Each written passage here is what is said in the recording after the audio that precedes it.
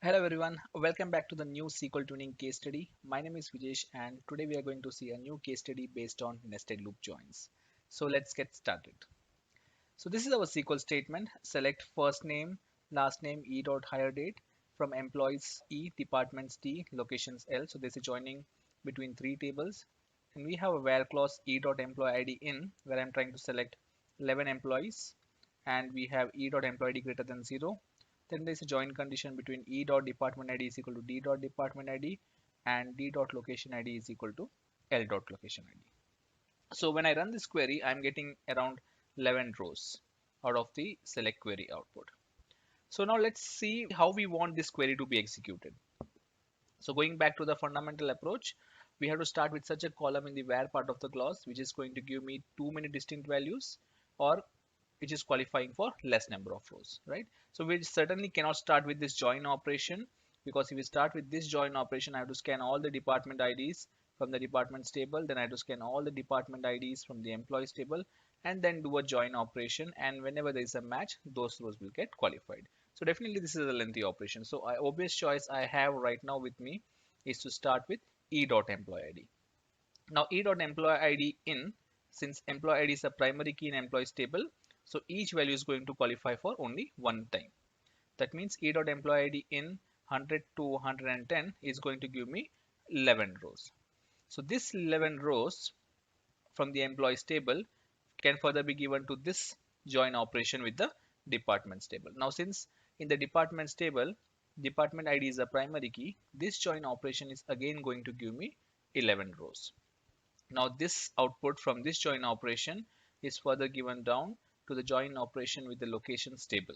Now since the location ID is again a primary key in the locations table, this join operation with the departments and the location table is again going to give me a 11 number of rows.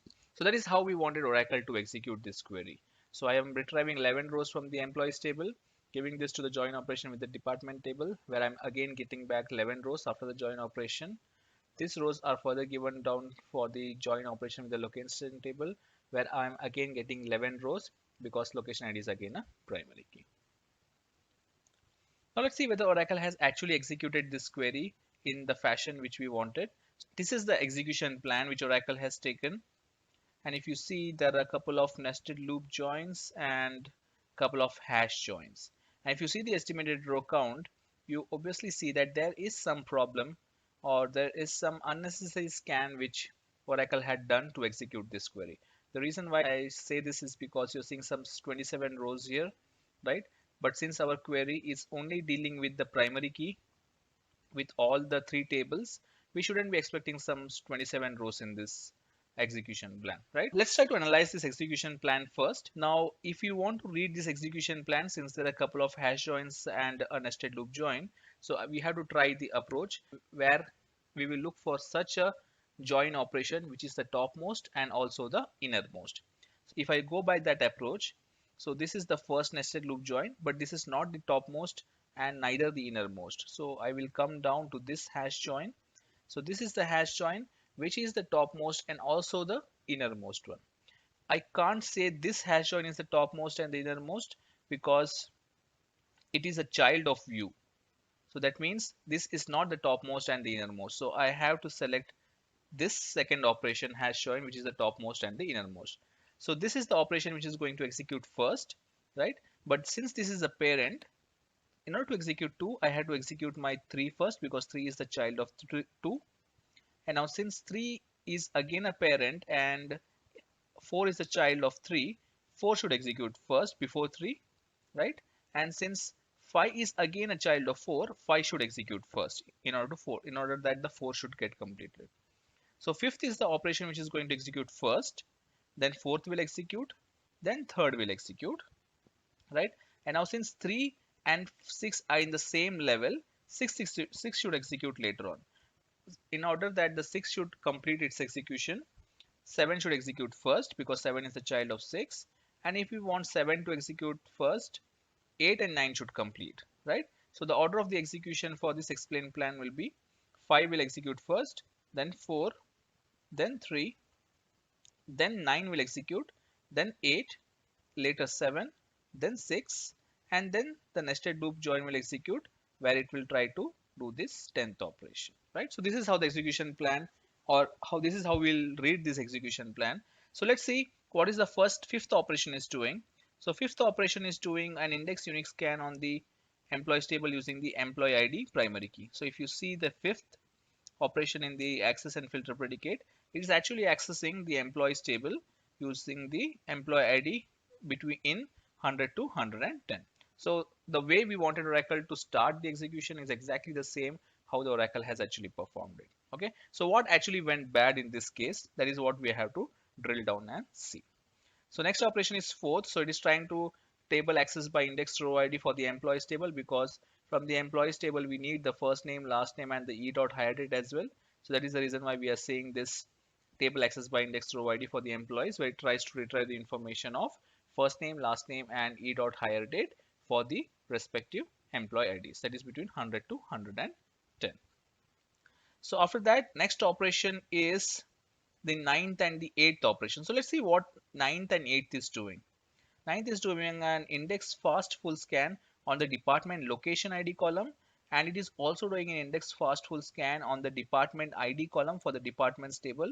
The result of these two is given for the join operation, and out of this a one view for based on the indexed join is getting created, right? So let's see what does this means. So this means that it is doing a full index scan on this department ID column for the departments table. It is also doing a full index scan on the location ID for again for the same departments table, and then the result of this entire scan, whichever is qualified based on the values passed by the employees table, will form a index join, right? So that is the reason why it is taking a lot of time.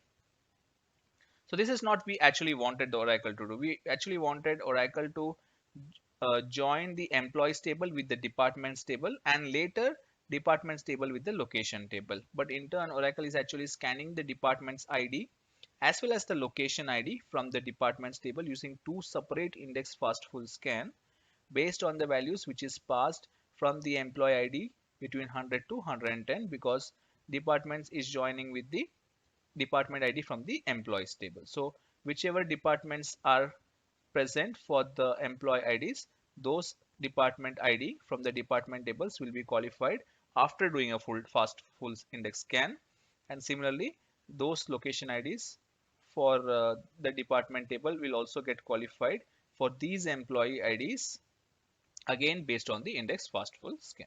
So this is the reason why it is taking lot of time. So let's see what a resolution is. So here we are seeing a hash join, right? There are a couple of hash joins which we are noticing here. So hash join is required when you're trying to join two bigger row sources, right?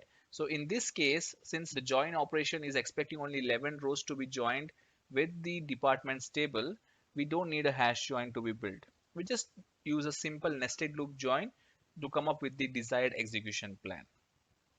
So in order to do so, what we have to do, we just have to use a very simple hint that is nothing but your nested loop hint. So let's see how it works. So this is the dictionary statistics for the employees table and the departments table. So if you see in the employees table, employee ID is the primary key. So that's why each value of the employee ID which is passed in the select query is going to give me only one row. Since we have passed 11 employee IDs, we are expecting 11 rows. Similarly, in the departments table, department ID is the primary key. So that again should give me only one row for each join operation.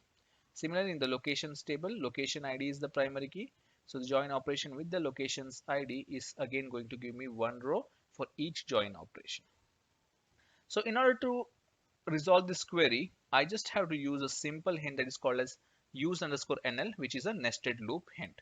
And when I use this nested loop hint, I am going to get this desired execution plan, right? And where I am scanning 11 employee IDs, and then the join operation with the departments table, and then the join operation with the locations table. So do you see there are very few estimated number of rows which the Oracle has scanned, rather than the top execution plan where it has scanned unnecessary rows using the index fast full scan. Now why a nested loop on employees table and the departments table alone?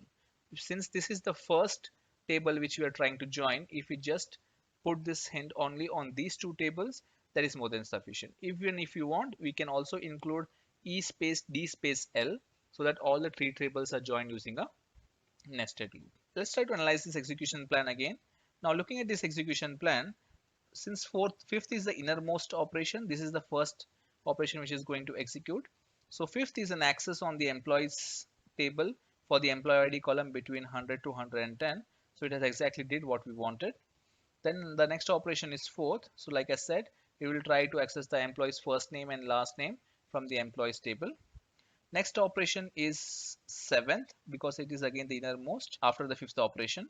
So seventh operation is again accessing the departments table for the department ID and then joining with the department ID for the employees table. So this is exactly what we wanted. It has did a join operation using a nested loop. If you see here, this is the nested loop operation between this third and the sixth. That means between the employees table and the departments table. So it exactly did a nested loop join. And if you see, this is a index unique scan. This is because the department ID is the primary key in the departments table, and it is expecting only one row out of each join operation. So this operation is again going to give me 11 rows because the department ID is the primary key. Now the next operation is again a nested loop, but in order for this nested loop to complete, I had to scan this eighth operation. So looking at this eighth, so 8 is accessing the locations table using the location ID column. Then it is doing a join operation with the departments table using the location ID. So this is operation is again expecting only one row, and it is doing an index unique scan because location ID is the primary key in the locations table.